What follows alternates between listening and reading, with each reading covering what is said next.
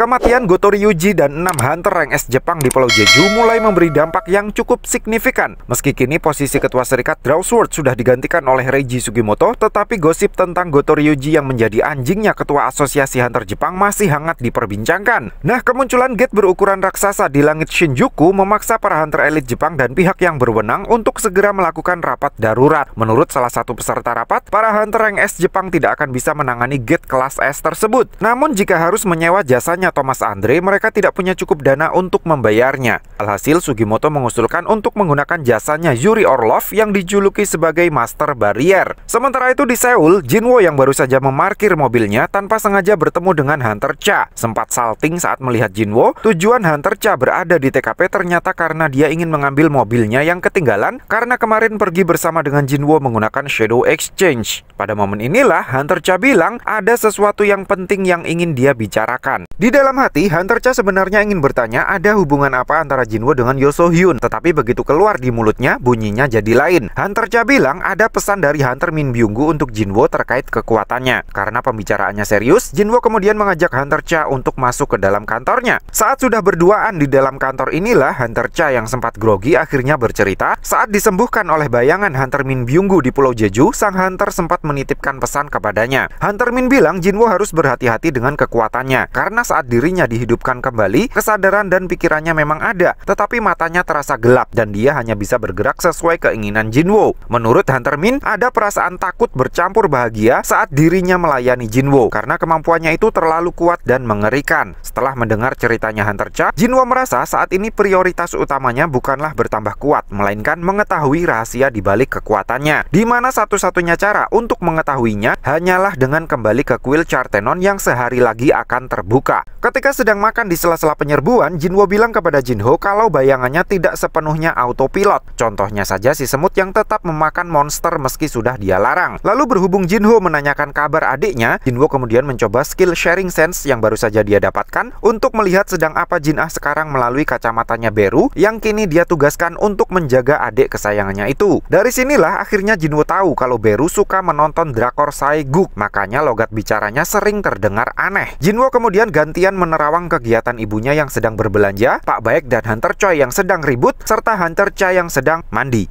Namun belum sempat melihat pemandangan indah, Jinho sudah keburu mengganggunya. Setelahnya diketahui kalau Jinwo sebenarnya juga mendapatkan permintaan untuk membantu Jepang, namun karena ingin masuk kembali ke dalam kuil Chartenon, Jinwo tidak mengambil job tersebut. Sementara itu, Yuri Orlov yang dimintai bantuan oleh Sugimoto mematok jasanya dengan harga 3,6 miliar dolar per tahun untuk menahan gate agar tidak terjadi dungeon break. 3,6 miliar dolar per tahun yang diminta oleh Yuri Orlov sama dengan 10 juta dolar per hari. Itu jelas angka yang sangat besar. Namun Yuri Orlov bilang itu masih lebih murah daripada menyewa jasanya Thomas Andre. Sempat tidak terima dengan cara bicara Yuri Orlov yang terkesan merendahkan, Hoshino dan Kane akhirnya merasakan sendiri betapa kuatnya sang hunter rank S dari Rusia itu. Sugimoto kemudian langsung menelpon pihak Jepang untuk merundingkan kesepakatan tersebut. Sementara itu di Korea, Jinwo terlihat sudah siap untuk masuk kembali ke kuil Chartenon. Setelah pamitan kepada ibunya, Jinwo langsung menuju ke lokasi yang sudah ditentukan yang ternyata berada di dalam gate kelas C yang terbuka di sekolahnya Jin Ah. Begitu sampai di lokasi, Jinwo langsung memperingatkan agen yang bertugas untuk menghentikan penyerbuan sekarang juga. Jinwo lalu segera masuk ke dalam dungeon untuk menyuruh para hunter yang 2 jam sebelumnya masuk agar segera keluar. Di dalam dungeon, para hunter terlihat bingung. Meski bos dungeon sudah dikalahkan, tetapi pintu ruangan yang ada di depan mereka tetap tidak bisa dibuka. Begitu sampai di depan pintu, Jinwo langsung memperingatkan para hunter kalau ruangan di balik pintu itu sangatlah berbahaya, sehingga mulai dari situ dia yang akan menggantikan mereka untuk masuk.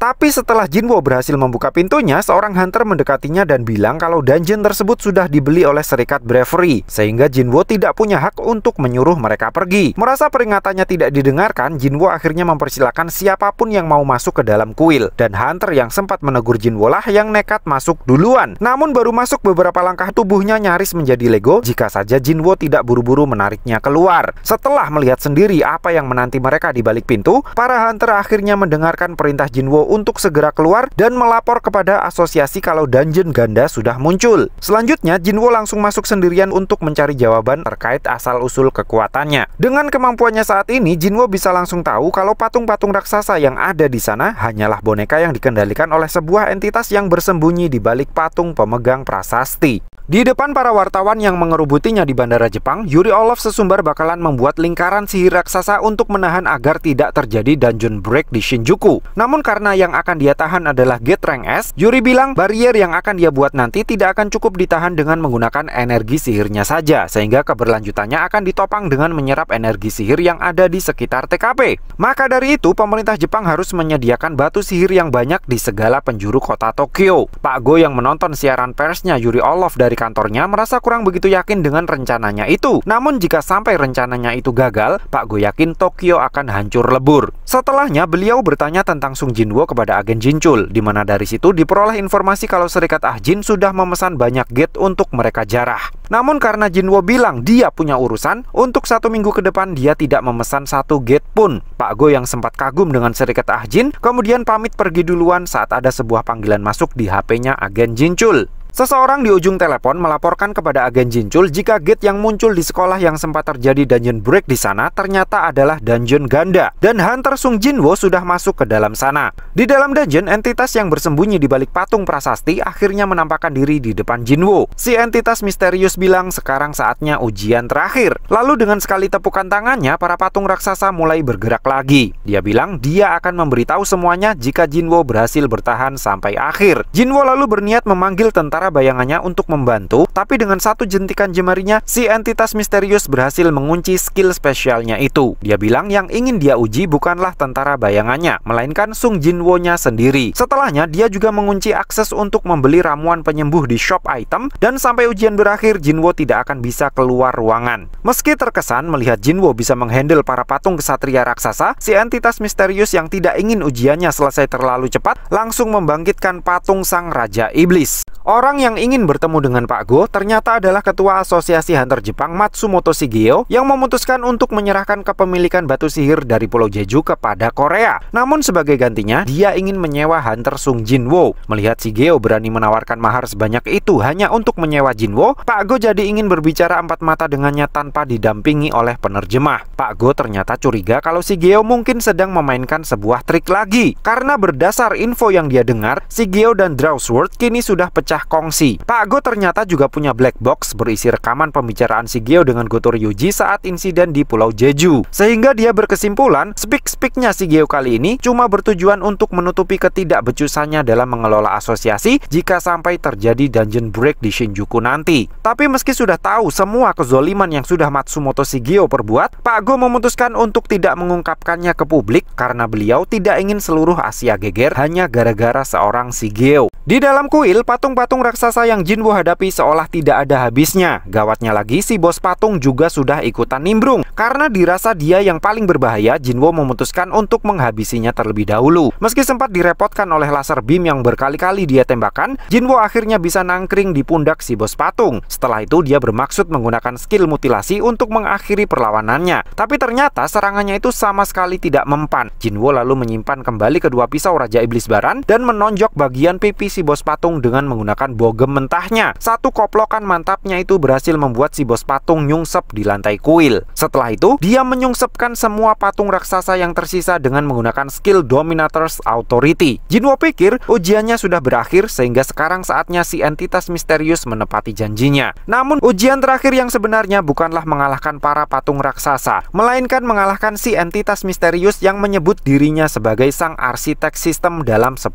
menit. Dengan persenjataan lengkap, agen Jinchul datang ke lokasi munculnya dungeon ganda bersama dengan 7 hunter elit dari asosiasi. Namun baru sampai di depan gate saja, agen Jinchul sudah bisa merasakan kengerian yang menunggunya di dalam dungeon. Oleh karena kebetulan Serikat Hunter sedang akan melakukan penyerbuan di wilayah yang dekat dengan TKP, agen Jinchul memutuskan memberi mereka misi darurat untuk membantunya menangani masalah dungeon ganda terlebih dahulu. Sementara itu di dalam dungeon, pertarungan antara Sung Jinwo versus sang arsitek akhirnya dimulai. Dengan kekuatan dan kecepatannya, sang arsitek benar-benar membuat Jinwo terlihat kewalahan. Namun melihat Jinwo masih mampu memberi perlawanan, sang arsitek merasa sangat terkesan karena Jinwo sudah melampaui ekspektasinya. Karena kalah dalam pertarungan jarak dekat, Jinwo yang masih punya banyak pertanyaan untuknya memutuskan untuk menjaga jarak. Tapi siapa sangka, sang arsitek juga bisa menggunakan skill Monarch Authority sama seperti dirinya. Sang arsitek kemudian bilang mau dirinya dihabisi atau dibiarkan hidup, pada akhirnya nanti Jinwo tetap akan mendapatkan jawaban yang dia cari.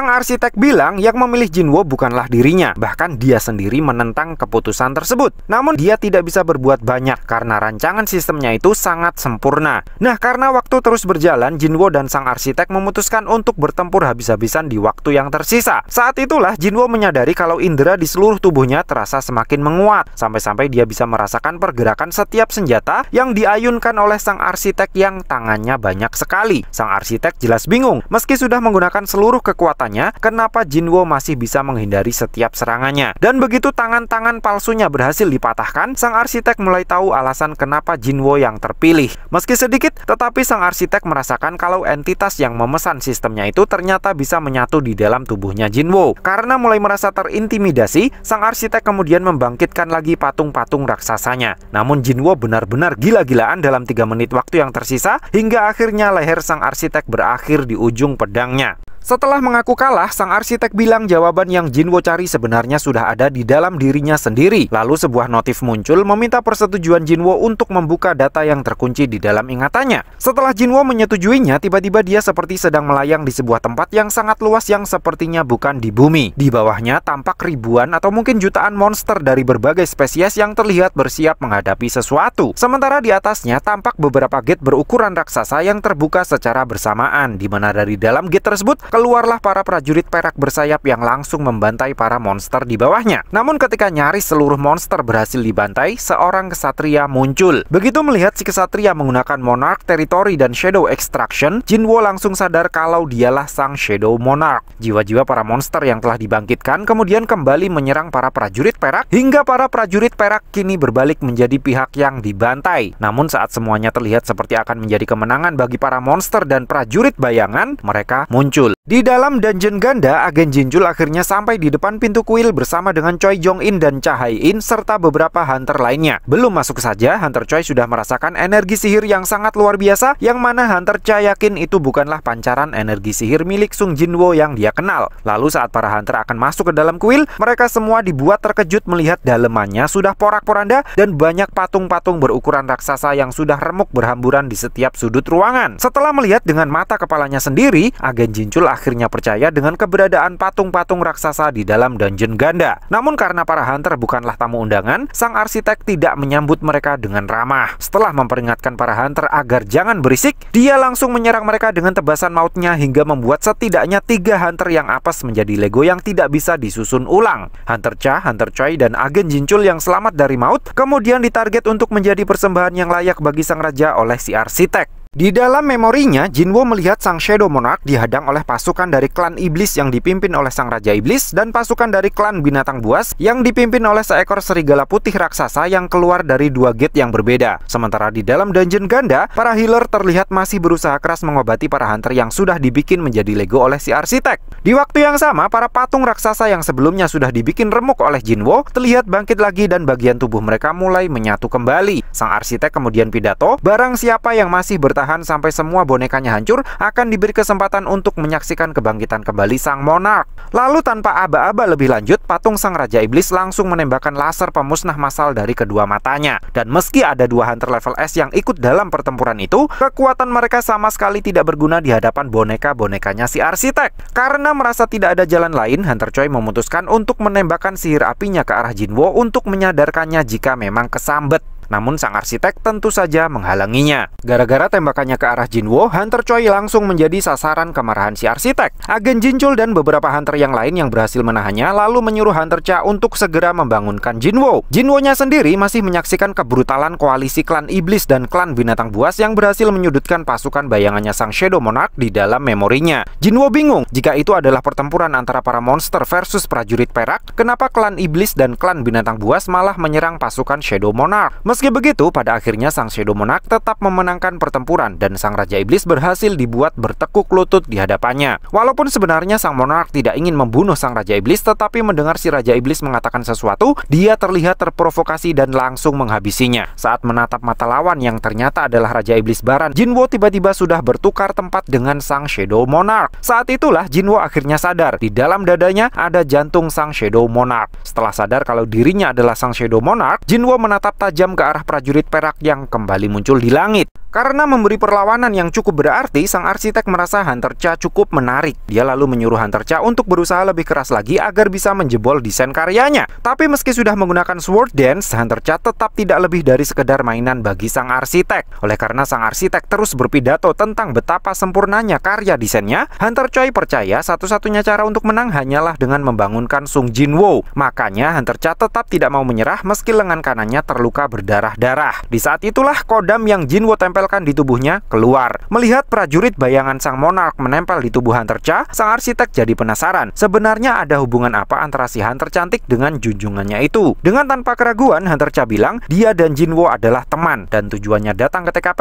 adalah untuk menyelamatkannya. Sang arsitek yang semakin tertarik dengan Hunter Cha kemudian memutuskan untuk membiarkan Hunter Cha hidup untuk menyaksikan kebangkitan sang monark. Saat itulah tanpa disangka-sangka, bogem mentah Jinwoo langsung mendarat brutal menghancurkan mukanya. Dengan aura haki raja, Jinwoo menuntut penjelasan sang arsitek terkait apa yang sudah dia lakukan terhadap tubuhnya. Semua hunter hanya bisa bengong menyaksikan Jinwoo dengan santainya menginjak-injak mukanya si arsitek. Si arsiteknya sendiri terlihat bingung. Bagaimana bisa Jinwoo masih menjadi Jinwoo padahal Black Heart di dadanya sudah aktif. Nah, menurut deskripsi dari sistem, karena syarat sudah terpenuhi, Jinwoo akhirnya mengingat kembali kekalahannya dari Raja Iblis Baran, sang Monarch of White Flames. Sebagai hadiahnya, kekuatan yang luar biasa besar yang disebut dengan Black Heart mengakui Jinwoo sebagai pemiliknya yang baru. Melihat betapa bingungnya si cecunguk itu, Jinwoo jadi yakin kalau semua yang telah terjadi pasti tidak sesuai dengan desain awal dari si arsitek, dan Black Heart yang ada di dadanya tidak seharusnya ada untuk melipat gandakan kekuatannya. Namun karena data yang berhasil dia unlock belum semuanya, Jinwoo masih belum bisa menyimpulkan apapun. Jinwoo lalu mengungkit perkataan sang arsitek yang sempat bilang kalau sebenarnya dia menolak terpilihnya Jinwoo sebagai player. Jadi, apa itu sebenarnya player? Menyadari adanya anomali di dalam sistemnya, si arsitek curiga kalau sejak awal Shadow Monarch memang berniat untuk berkhianat. Tapi apa peduli Jinwoo? Dia hanya butuh jawaban dari si arsitek yang justru malah membangunkan lagi boneka-bonekanya meski sudah ditodong dengan berbagai macam golok koleksinya Jinwoo. Si arsitek lalu berniat menggertak, tapi Jinwoo keburu menggertaknya balik dengan mengatakan kalau sistem yang sudah eksis pasti tidak akan rusak meski kreatornya mati. Sadar kalau Jinwoo tidak bisa dikadali lagi, si arsitek mencoba menanganinya dengan cara coding manual. Tapi siapa sangka aksesnya sebagai administrator langsung ditolak oleh sistem. Jinwoo yang sedari awal memang sudah bertekad ingin mengangkangi sistem, kini benar-benar berhasil merealisasikannya. Setelah itu, tamatlah riwayat si arsitek dirica-rica oleh Jinwoo dengan menggunakan semua golok dan pisau yang ada di inventorinya. Dalam sakaratul mautnya, si arsitek mengutuk Jinwoo dengan sebuah kutukan yang bunyinya, saat pilar api menopang langit, kematian yang tidak terelakkan lagi akan datang menemuimu. Jinwoo pun menjawab, datanglah. 1 jam setelah memasuki dungeon ganda, para hunter dari asosiasi dan serikat hunters keluar dalam kondisi yang menyedihkan. Para hunter dari serikat bravery yang melihatnya tentu tidak menyangka gate kelas C yang mereka bayar ternyata bisa membuat para hunter elit babak belur. Lebih parahnya lagi, 20 diantaranya harus mereka bantu keluarkan dari dalam sana dalam kondisi sudah tidak bernyawa. Agen Jinchul yakin jika sampai terjadi dungeon break, dampaknya pasti akan sangat mengerikan. Dia benar-benar tidak menyangka kalau Jinwoo berusaha menghentikannya seorang diri. Jinwoo sendiri merasa kalau agen Jinchul sudah salah paham. Dia memang menyuruh hunter dari serikat bravery untuk melapor, tetapi dia tidak menyangka kalau mereka semua akan datang membantunya. Alhasil, baik Jinwoo maupun agen Jinchul, keduanya sama-sama merasa menjadi orang yang paling bersalah. Tapi agen Jinchul masih tidak mengerti bagaimana Jinwoo bisa tahu kalau gate tersebut adalah dungeon ganda. Dan dia jadi semakin tidak mengerti begitu mendengar jawaban Jinwoo yang bilang kalau pesan di dalam kepalanya lah yang memberitahunya. Sesaat setelahnya, Jinwoo tiba-tiba pingsan di depan Hunter Cha. Di Shinjuku, Jepang, 200.000 ton kristal sihir disebar di sekitar gate sesuai dengan permintaan dari Yuri Orlov. Rencananya, ketika lingkaran sihir diaktifkan, energi sihir dari hamparan kristal tersebut akan diserap untuk menghasilkan barrier. Lalu untuk mempertahankan barrier tersebut, Yuri Orlov akan menyerap energi sihir di sekitarnya. Di saat itulah, meski tidak tahu lokasi pastinya, sang hunter rank S asal Rusia ini merasakan ada sesuatu yang terus mengawasinya. Sesuatu yang Yuri maksud tersebut ternyata adalah bapaknya Jinwoo. Nah, untuk membantu Yuri Orlov, para hunter rank S Jepang juga ikut disiagakan di TKP. Namun Yuri sendiri malah terkesan terlalu menyepelekan semuanya, bahkan dia masih sempat nyicip es teh galak sesaat sebelum bencana terjadi. Dia juga berseloroh kalau 15 hunter rank S jumlahnya terlalu terlalu sedikit untuk menyaksikan pertunjukannya. Hal itu tidak terlepas dari fakta bahwa Gate Rank S juga muncul di Amerika, Inggris, India, dan beberapa negara lainnya, sehingga seluruh dunia memang sedang kekurangan kekuatan tempur. Sesaat setelahnya, dungeon break yang mereka tunggu-tunggu akhirnya terjadi. Di sebuah rumah sakit, Jinwo akhirnya terbangun dari pingsannya. Jinho yang kebetulan baru masuk langsung menangis haru melihatnya. Hal itu tidak terlepas dari fakta bahwa Jinwo sudah tertidur selama 3 hari, yang membuat Jinho sempat takut kalau Jinwo tidak akan pernah bangun lagi. Nah, begitu tahu kalau dirinya sudah tertidur selama itu, Jinwo langsung teringat akan sesuatu. Bagaimana kabar tentang Gate Rank S yang muncul di Shinjuku, Jepang? Ternyata makhluk yang keluar dari gate raksasa yang terbuka di Shinjuku adalah para raksasa yang konon setiap individunya selama ini dikenal sebagai bos dari dungeon rank A kelas atas. Meski begitu, Yuri Orlov terlihat masih sangat pede dengan kekuatan bariernya. Tapi memang benar, begitu lingkaran sihirnya dia aktifkan, muncul sebuah barier super besar yang tidak bisa ditembus oleh para raksasa itu. Namun seekor raksasa berjenggot yang sepertinya paling senior tiba-tiba muncul dan mengambil alih secara paksa tugas penghancuran barier tersebut. Lalu dengan satu ayunan pedangnya, barier sihir yang sangat dibangga-banggakan oleh Yuri Orlov itu nyaris hanya seperti keripik kentang bagi sang raksasa berjenggot.